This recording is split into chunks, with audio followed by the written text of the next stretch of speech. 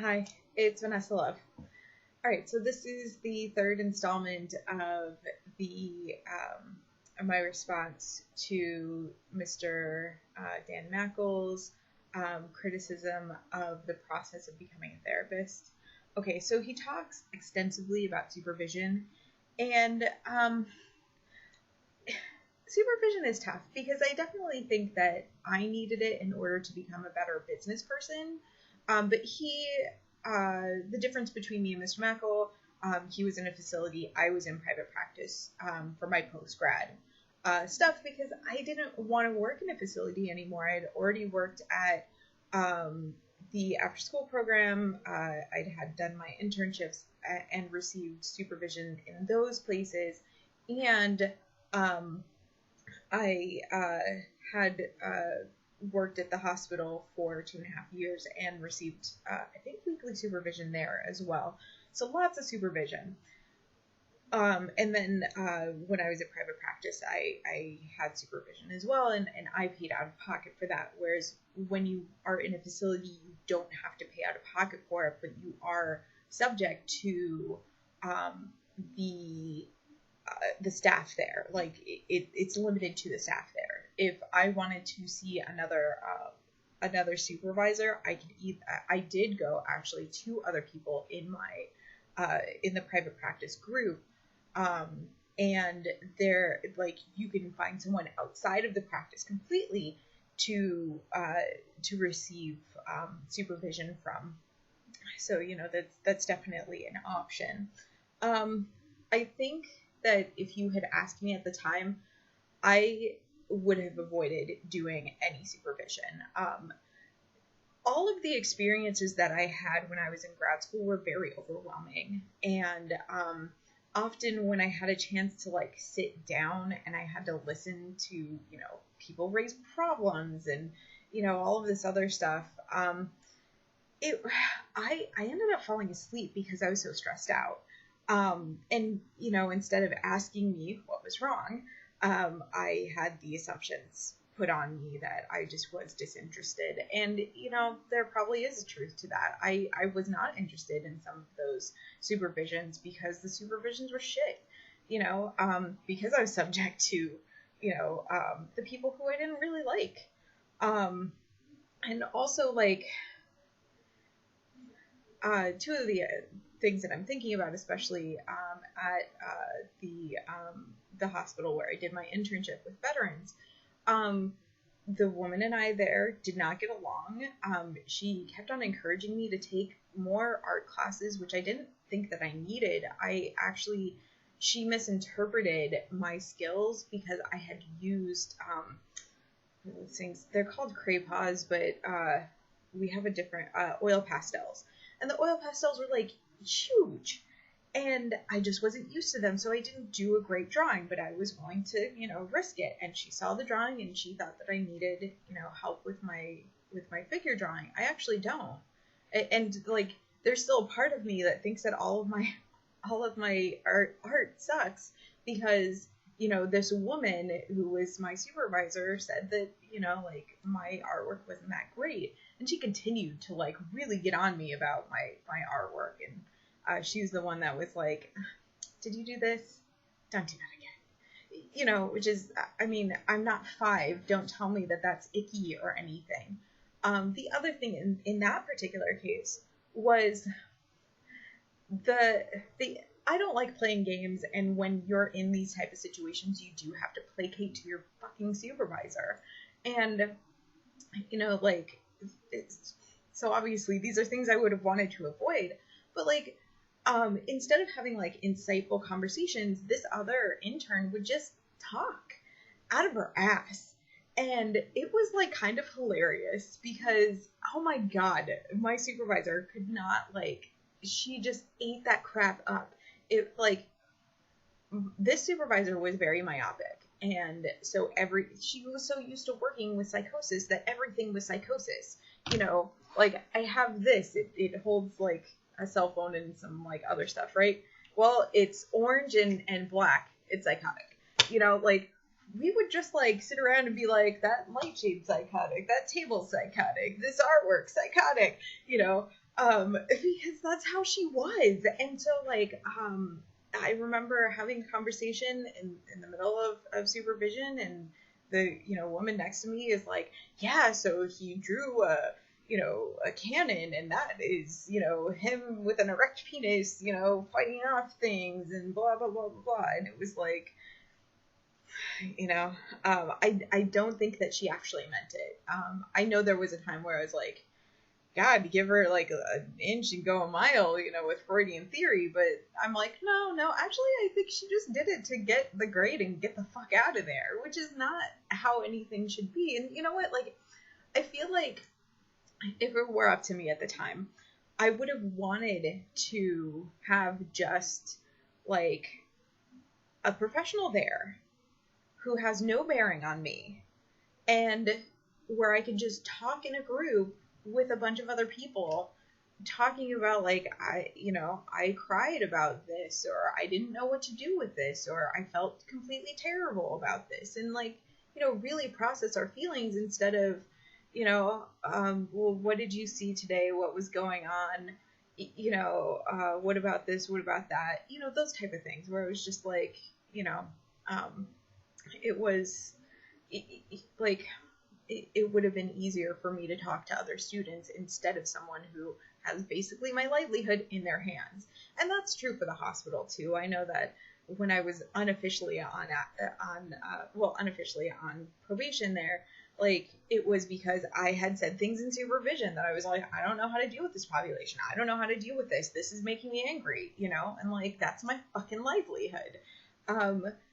But like, I also think that I'm a good therapist because I had so much pressure on me, and I was so depressed and anxious, and people were still expecting a lot from me. That does mean a lot to me. It meant that they thought that I could be up here, and I felt like if I could coast by, I was gonna be down here, yeah.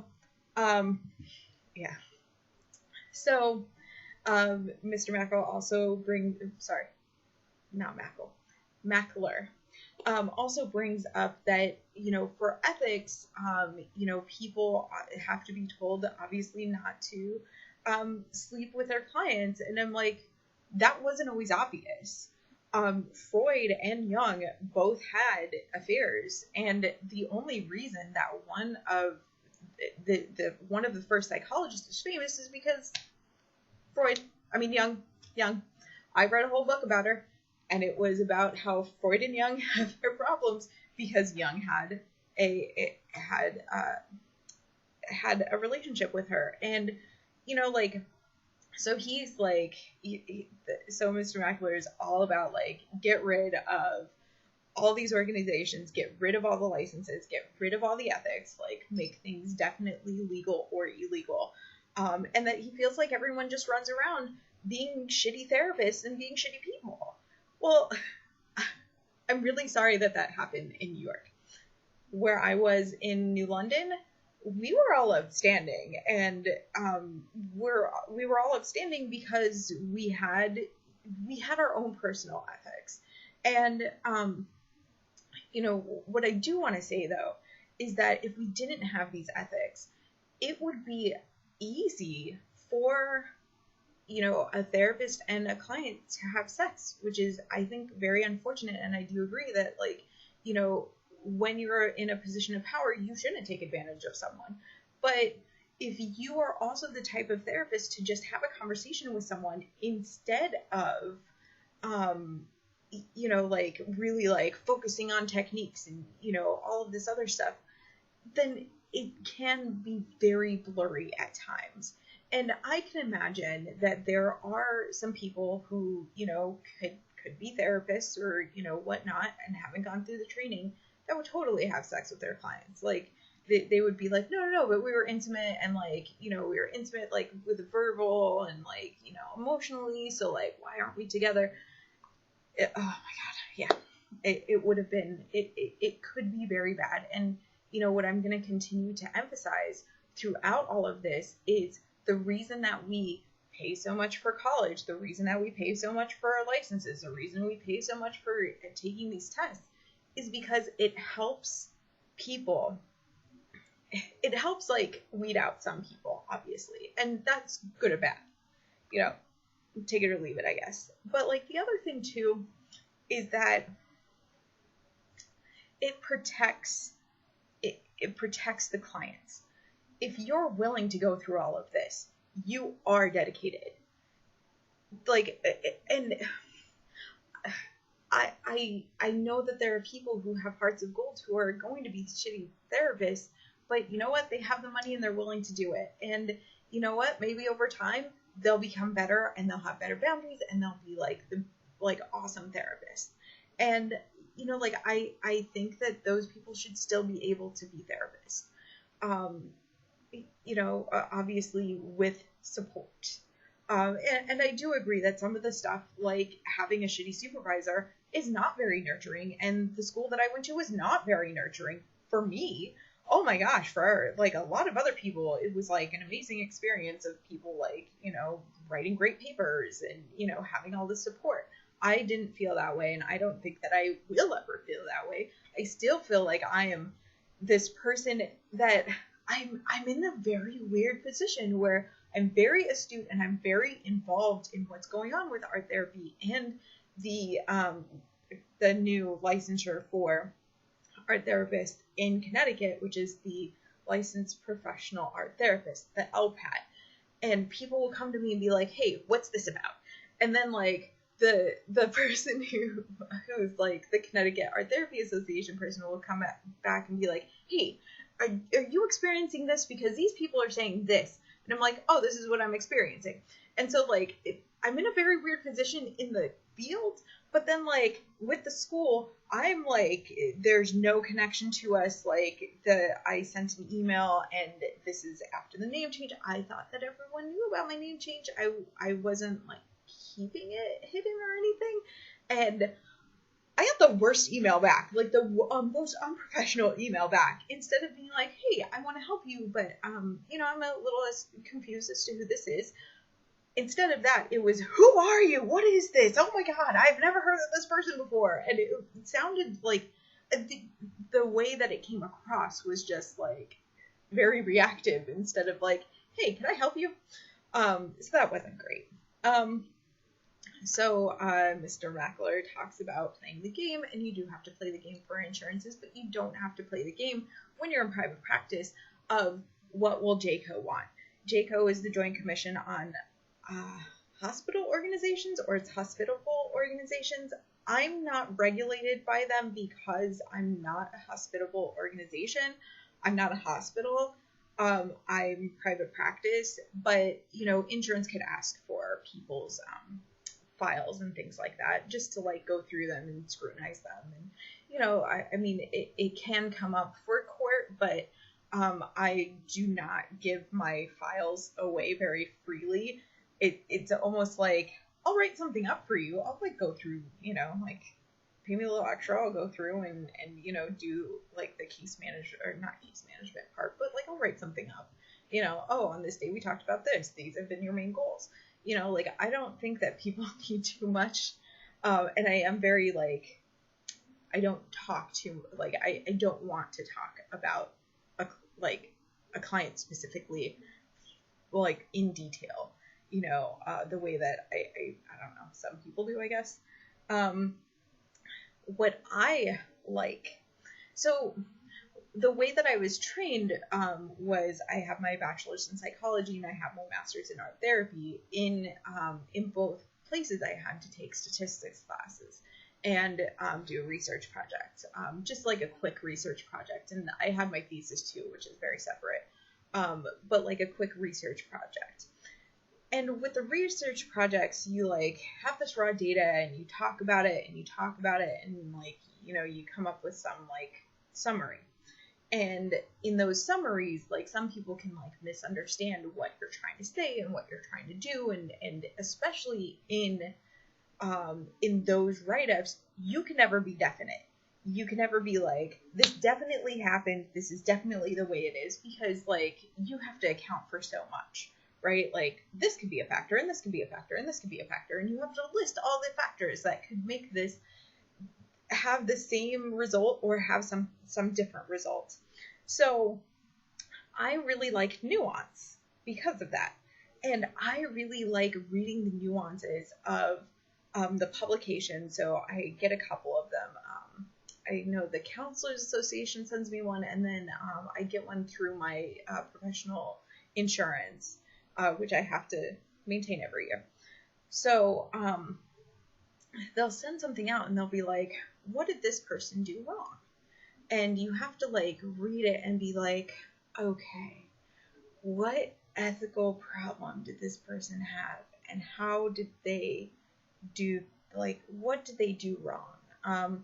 And, you know, sometimes like it's something that's like so clear, you know, and sometimes it's like these things, like I know I read one time and I was like, I'm having a really difficult time with understanding what the like obligation here was. And, you know, it gets a little confusing because I like this about my licensure, but, you know, I know it can be very confusing and upsetting for other people. I kind of get to do what I want. Not like, woo, willy-nilly, but it's like, here are the main things, you know, do this, like, make decisions about this.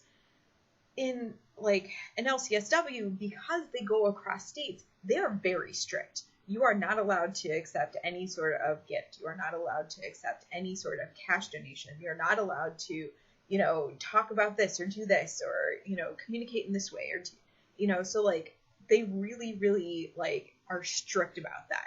And you can lose your license if, you know, you don't return a gift card that a client gave you as a goodbye gift. Okay?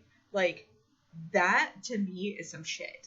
Where I'm like, my professional license is like, decide what that means to you and what that means for the relationship. Is this something that you want to accept? You know, and like, I think that that's great. I think that, you know, leaving it in my hands lets me have a little bit more freedom and agency, right? So, I mean, I think that that can be, like these little things sometimes are just so interesting. And I do want to say that there was a person who's a art therapist, like has a PhD and all this other stuff, and she threatened me one time and said that in all of the cases that she ever consulted on, where an art therapist put the artwork of a child on social media or a web page, they always lost their license.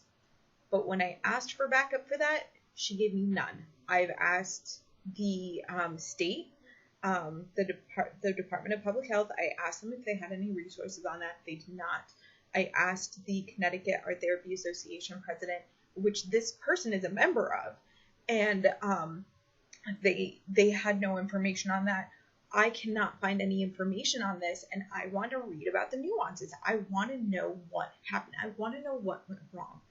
And for me, I'm just like, there's no difference between me posting a picture and having my clients know where it is and having a consent form that says, I am going to use this. I am going to include only this information, your age, your initials, and, you know, I'm only going to use this in an educational prospect. And they all love that. They're like, yes, more people should know about what art therapy is. If this can help someone understand what we do in an art therapy, you know, session, oh my God, go do it. And like, I do practice discretion on that. I do make sure that like some of the stuff from one of the children was particularly personal sometimes. And I made sure that those things did not make it onto the webpage. And nothing with their names on it ever, you know, were put on the webpage. Those type of things. And whatchamacallit, like, so to me, there's no difference between putting that up there and getting permission to write a case study where you talk excessively, like more than 1,000 words on a patient and talk about, you know, what they came in for, what their diagnosis was, what their treatment course was, you know, and like really make it into a case study, because everyone likes, in art therapy, loves making case studies. And it's easier to do because if you just have someone in front of you and you've been paid for, you know, their sessions already, you can just write about it. Whereas like if you had to do a research project, if you had to do research, you'd have to get a grant for that. And there's just ends up being not much money for research in art therapy unless it's at one of these colleges. And when you do research at a college, most of your what you do art therapy, like what you study art therapy about, is with college students, because those are the ones that are readily available and have the time. And that's usually, that's very typical. Working people usually don't have the time to come in and do artwork or any research projects. It's the very, very young and the very, very old that you usually have access to, and those don't make for a wide range of actually knowing what art therapy is and all of that stuff. So, Mr. Mackler also talks about how diagnoses are stupid labels. I put that in quotes, stupid labels, and that they mean nothing, and that they're just these criteria that, these PhDs like came together and decided, and like, fuck them, is basically what he's saying, like, let's get rid of them. And I'm just like, oh my God, those diagnoses can mean the world to people. I don't know how many times someone has come in and said, I don't know what ADHD is. I don't know the criteria. And I go over it and they're like, oh, yeah, that makes total sense. Of course I have that diagnosis. Like, informing my clients of why they have the diagnosis has been so educational for them and so empowering for them, because once they can label something, it helps them.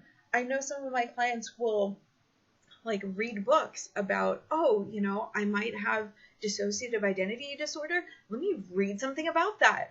I know that I've had childhood sexual abuse, but now that I've been in therapy, I want to read about that. Awesome. Let me read about these things that like are pertinent to me, and, find out that there's other people out there, unfortunately, who have these things and who have like, participated in and have like, there's research and there's like this issue that I didn't think was related, but that is totally related. And like, it's, oh my gosh, it's so amazing that, like, especially with the diagnosis of PTSD, when some of my clients have received that, they feel less crazy. They're like, oh my God, there's a reason, there's a word, there's like a thing, these like letters that I can go and be like, PTSD. Oh my God, yeah, of course. Like, oh my gosh, when I was this angry about this, and it, like, people really, like, they're okay, with having a diagnosis. It's a word. It's relief. I know one of my clients had relief once she had the PTSD,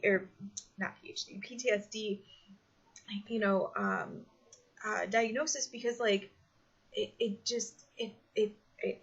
created like a safe place for her finally and suddenly, and like I know like her face just changed from one session to the next about like, oh my God, I have this, and like it's not amazing, but like it's amazing to have a word for it, and like I'm not crazy, so that's definitely like, some people really do need it, and like they're not arbitrary.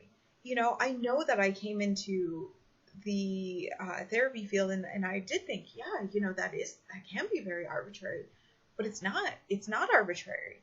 It's again, it means the world to some people. Some people, yeah, if they have their diagnosis, they're going to be assholes and they're going to be like, well, I'm depressed, fucking deal with it. And like, that's not how people who are depressed deal with that.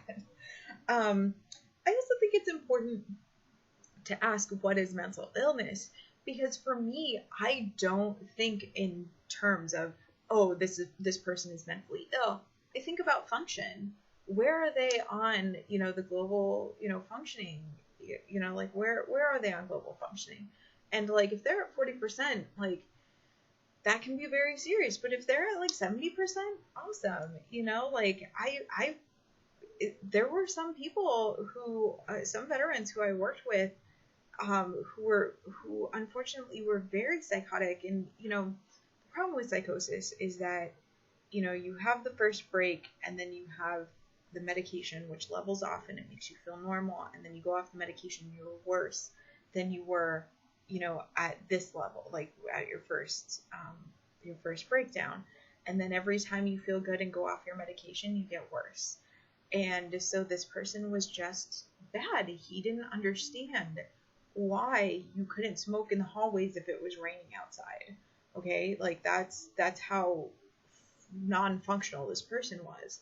And he also didn't understand jokes. And so, whereas some people were joking about like, oh, your artwork can totally be in this art gallery, he actually took a piece of artwork and left it in the art gallery because he didn't understand that was a joke. That was like meant to be like something you say to like kind of like boost people up and like, hey, you can do just as well as this. And he didn't understand it. And it ended up being a whole issue. But like, that's how non-functioning he was. He was probably at 20%. But, I've had clients come in and they're like, doing fairly well in their life, but, like they're probably at a 60%, like managing their shit in the world. And that is kind of sad sometimes, so I think that like, understanding like what your definition of mental illness is can be very helpful, and maybe even understanding what your therapist's definition of what mental illness is very, very helpful. So Mr. Mackler, very, very against medication. Now, again, when I first got into the field, I was very against medication too, but then, I thought about it, and like some of the veterans who had schizophrenia do better on medication. People who have psychosis sometimes do better on medication. Most of the time do better on medication because they're able to function in the world. They're able to have a conversation with you. They're able to be like, this is a real conversation compared to, like the delusions and the hallucinations that they have otherwise. So, like, I think that it's based on the individual. If someone comes to me and says, I want to be on medication, well, do you read the side effects? Are these the side effects that you want to have? Because that can be very serious. That can be very important to understand what the side effects are, like what's going on with your life.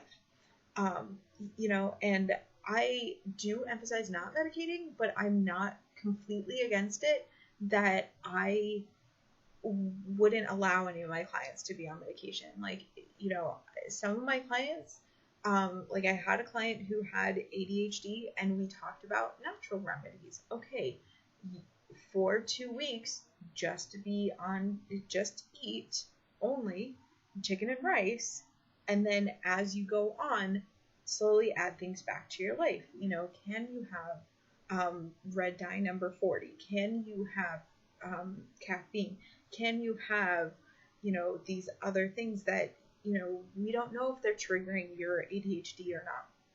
And that client, very insightful. She realized that she couldn't have coffee. She gave up coffee. She liked doing these things. So she was like, felt very empowered by this. And like, she ended up like getting one of those machines that like makes, like spaghetti out of vegetables, and like just having those, and like she's been doing really well and managing her symptoms really well with the change in diet. And that's always where I start. But if there's someone who's like, fuck this, I'm not going to change that, all right, go on medication, but let's work on some of the other things that could be affecting your and exacerbating your symptoms, so that when you're on this medication, it works for you, and let's see. So I've already talked about that. I also think that when you work in a facility, so you have to work with people that you don't want to work with. And I'm not talking about coworkers, because that's a totally other thing. If you don't like someone, you can limit your time with them. But like, if your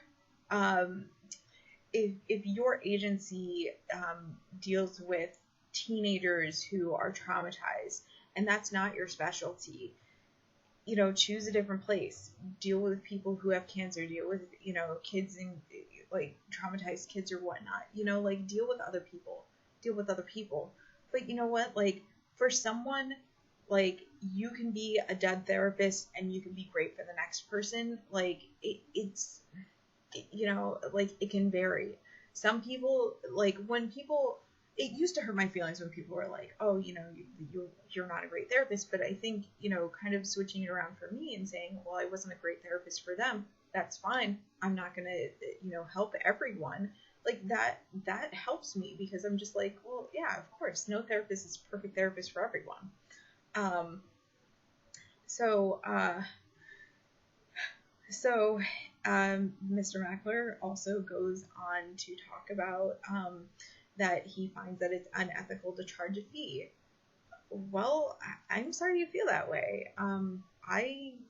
Again, this is private practice. When you're in a facility, you may not necessarily have to charge, because like the billing person for that facility is the one that's billing for that time. But you know, luckily, people who get on the Husky insurance for Connecticut, they don't have a copay. They don't have to worry about my fee. I go onto the state website, the secure state site, and I do my billing, and they send me the check. Like, it's very easy, and I don't have to sit there. Like, I would feel terrible charging people for what the state covers. But there's also a part of me that's like, hey, you get what you pay for.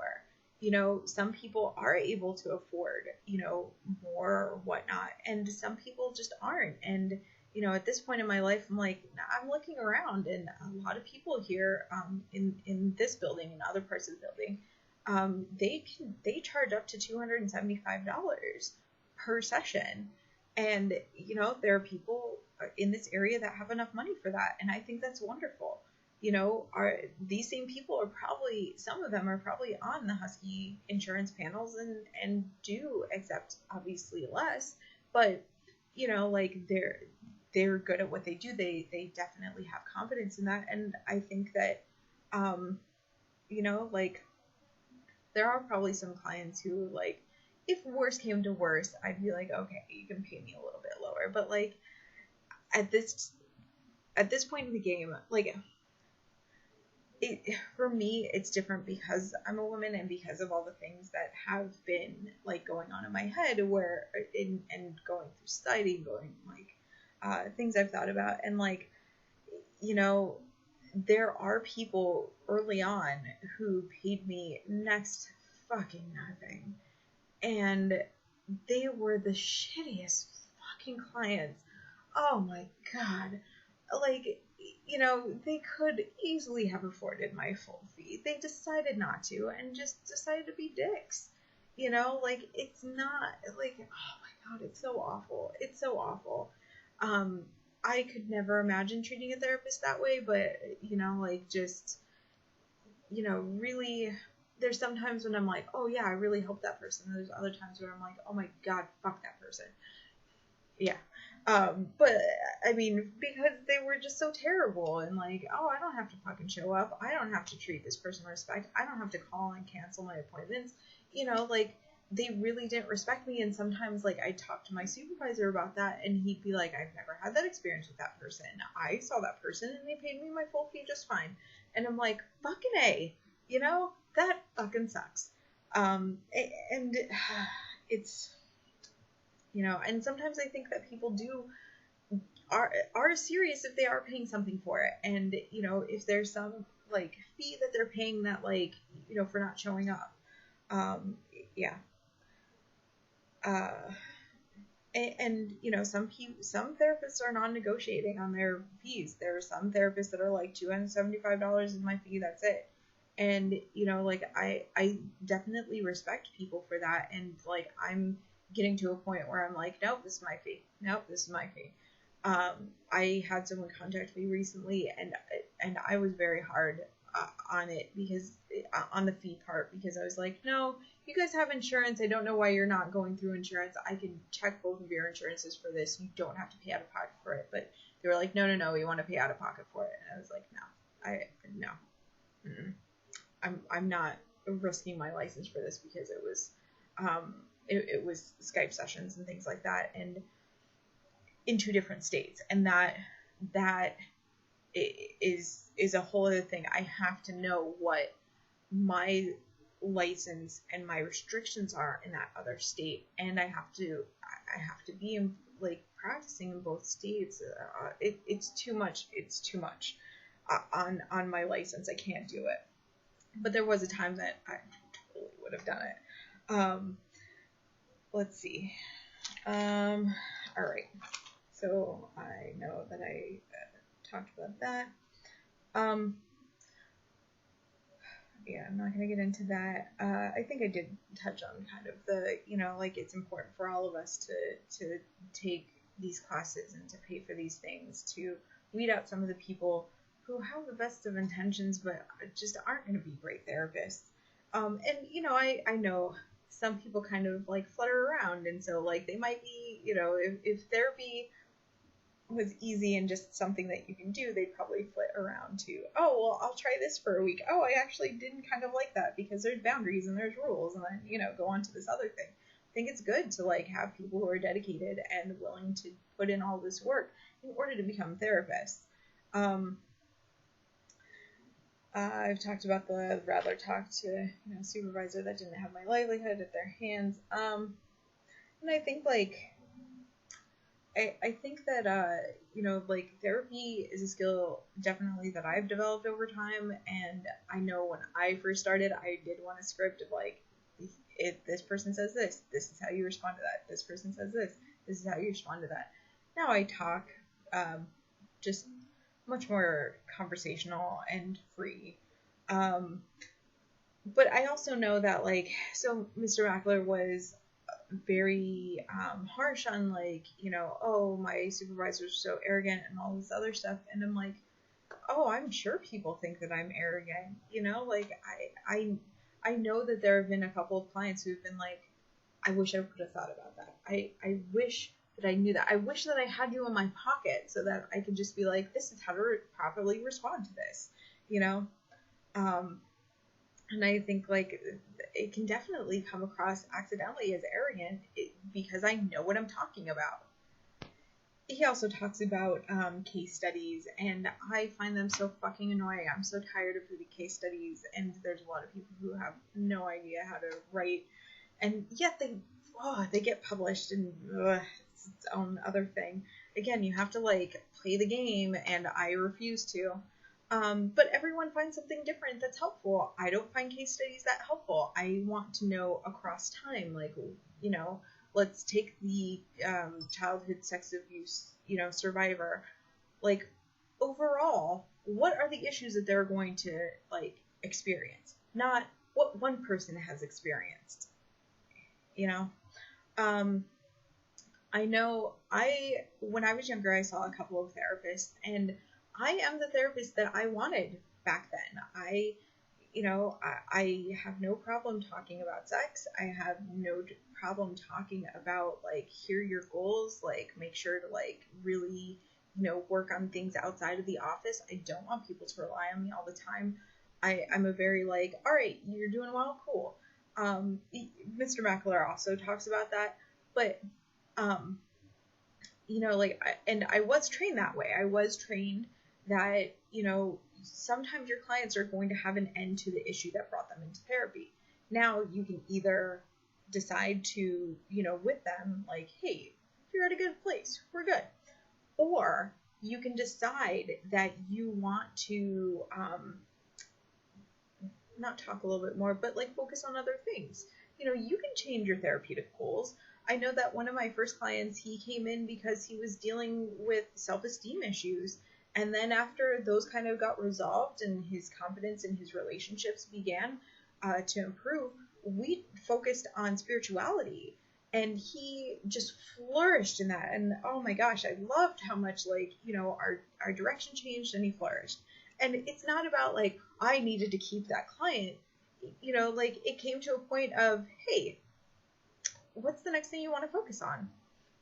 Not like, I'm going to keep you because I'm going to keep you, that type of stuff. Let's see. Yeah, I talked about that. So again, Mr. Mackler, very much, against these diagnoses, and I wrote down, diagnoses are not about the therapist. It really is helpful for people to like get help and like understand what they're going through, and help them to understand that they're not alone, and these are the criteria, because this is what people researched, and they knew what was going on, and they could see that this was a problem. Like it's not about the therapist.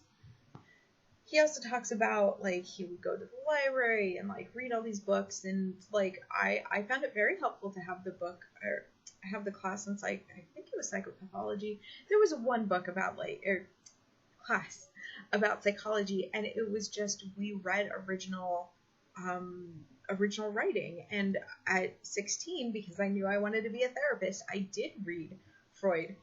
Freud was very tough to read. The translations always like make him sound smarter than he is, which is like a little frustrating, because he's like, he and Jung actually aren't that like articulate, but because of the way that it's translated, they always like come out like very convoluted for no reason other than to sound smarter. Mr. Mackler also talks about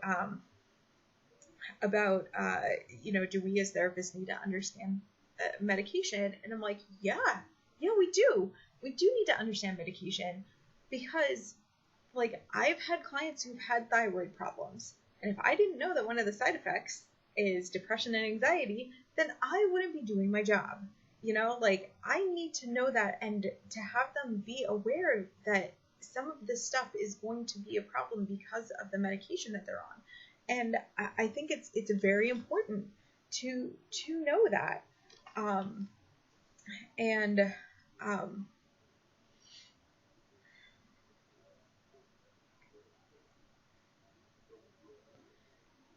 To know that, and like you do have to know medication, and like you do have to know side effects, or at least encourage your clients to know the side effects. So he talks about like the right to break confidentiality and call people, and get them, into hospitals. I've worked in the hospitals. It's safe. It does feel disempowering. I agree. I wish there was a different way to have safety in the short-term behavioral health places, but I'm like, I think that they're there for the right reasons. They unfortunately have to be there to help people, and these are safe places. It sucks to go without the internet. It sucks to go without your phone. It sucks to have to give up your belt and not use any sharp objects. I definitely agree. However, I think that it's important when people are feeling unsafe that they go to these places. I've had a client who did not want to be admitted. All right. I wrote down, that she was never going to tell me that she was suicidal. It pretty much gave, like, it's not that it gave up my rights completely to be sued, but if something ever happened to me, or happened to her, I could say, well, I have documented on several occasions where I've asked if she was going to tell me if she was going to do this, and she said no. Okay? It is about liability, because when people are in grief and when people are upset, therapists are the first ones that are in that line. Did you know that this person was suicidal? No. How did you not know that this person was suicidal? They never said anything. Did you suspect? Occasionally, but I never had any verbal confirmation, and there was never going to be a verbal confirmation. The therapists in the Aurora shooting case, like, that was, there was a lot of scrutiny of her and what she did and when she did it, and like, I can imagine that some of the victim's parents or family members are going after that person too. How did you not know that he was planning this? How did you not know that this was going on? How did you not know? Like, he sent you this journal and you didn't even open it for a couple of days. Like, oh my God, it's so much scrutiny. And I'm sure that, like, that person's probably shitting themselves and being like, oh, fuck, what am I going to do now? again, therapists are on that front line. And so Mr. Mackler was kind of like, heavy, connection and communication. That's what they need.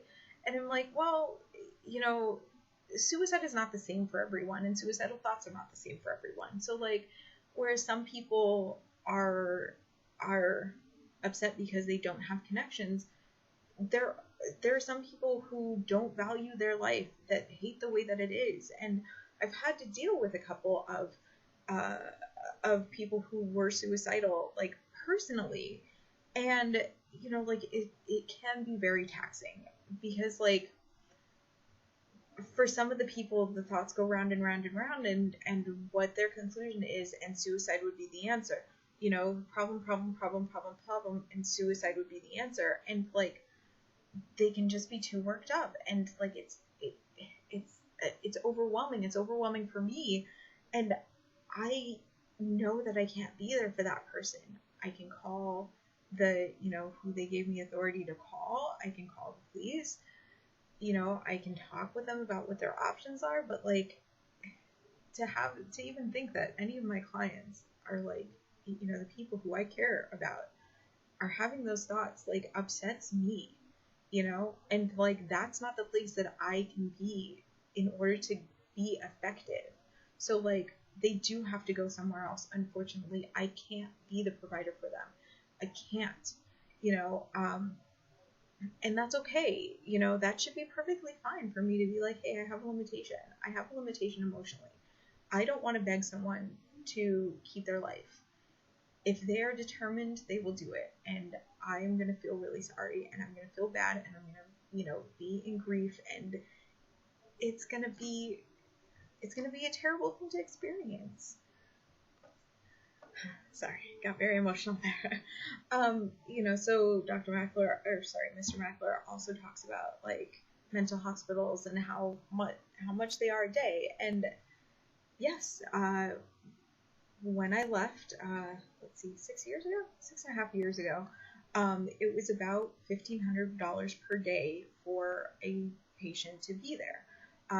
So what you're getting is 3 to 4 group therapy sessions a day, a social worker, and someone who's on your side and planning, like making appointments for you after you leave, so that they know that there's a therapist out there who's going to see you, and you have an appointment with that therapist. There's that you have a doctor, you have a psychiatrist. Sometimes a probate judge has to come. You have house cleaning, you have nurses around the clock, lots of nurses. You have mental health workers who are also like on the floor with you, like they're with you, experiencing most of the things that you're experiencing and documenting. And you have all of the kitchen staff.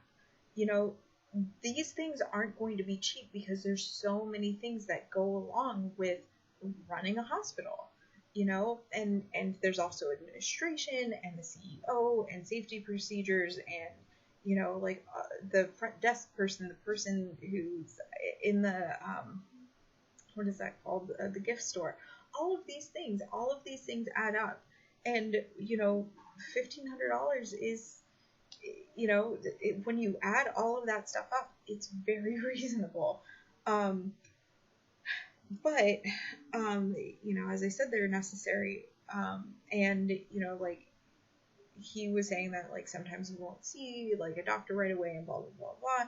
And I'm like, well, like, New York is different from Connecticut. In Connecticut, when I worked in the hospital, we had every department and their assessments, and you had to have that done within 48 hours. If you didn't have it done within 48 hours, you better have a goddamn good reason for that stuff, because the administration had pressure on you, and they have pressure from JCO, and they have pressure from the government, and they have, so it's up and up and up, right?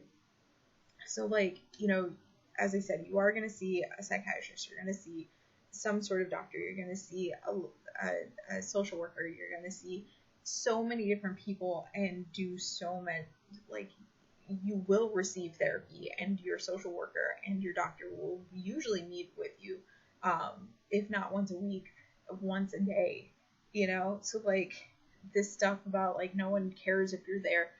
They do care. They do. Stop that shit. Like, oh my god, don't perpetuate the shit. That's just not true, you know.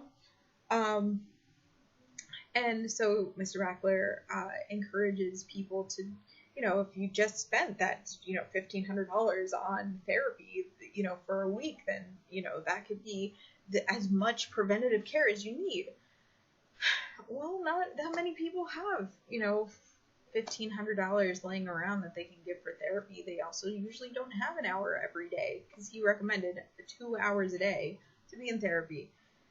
Most people don't have that. They don't have that time. They don't have that money. And, you know, if they have to live their life, I mean, Jesus, you know, but also, like, I mean, I get where you're coming from. It would be helpful. Like, what is that? An ounce of preventative measure is, you know, is better than a pound of cure or whatever. Yeah, if you can prevent things from happening, that would be great. Some people can't. It's not, you know, it's not the way that we do things. And, you know, I think like 2 to 3 times a week, I think 2 times a week is really good for most people. And if they're paying out of pocket and they're paying, you know, $175 or something, like, you know, that'll be enough. Like, that it's a good amount. It's, you know, usually fairly fair for both people. Like, it's not a big deal. I mean, I think also that, you know, after working in one of the mental hospitals, like, that it's not meant to be a resort. If you just like kind of like let people, you know, have their cell phones and have, you know, have everything, you know, have their belts, have their shoelaces, have sharp objects, that it just ends up being a resort. And I know that some of the people there are really, really pushed for it to have a resort there. I remember one time them talking about, like, well, why can't we just have a pool? Why can't we just have, you know, air hockey? Why can't we have this? Why can't we have that? And I'm just like, because this isn't a resort. You're supposed to be here focusing on you, and that's why we take away cell phone, internet, you know, blah, blah, blah, blah, blah, so that, like, you can focus on you. You don't need to focus on, well, what's happening on social media. Well, you know, because, like, what type of freaking place would that be? That would be awful. It'd be like, okay, so you guys are getting state money for what? For other people to take vacations on insurance. No, this isn't supposed to be a pleasant experience, but it is supposed to be an experience where you are safe. And if you are having a bad panic attack and you don't know what else to do, being there is safe. You know, if you're having suicidal ideations and people find you in the middle of, like, trying to kill yourself, this place is safe. You know, that's what it's there for. You know, and yes, it is expensive. You know, you can go to a shitty one for probably cheaper for your insurance anyway, and what are you going to accomplish? You know, probably nothing. Anyway, well, I hope that was helpful for you. Yeah.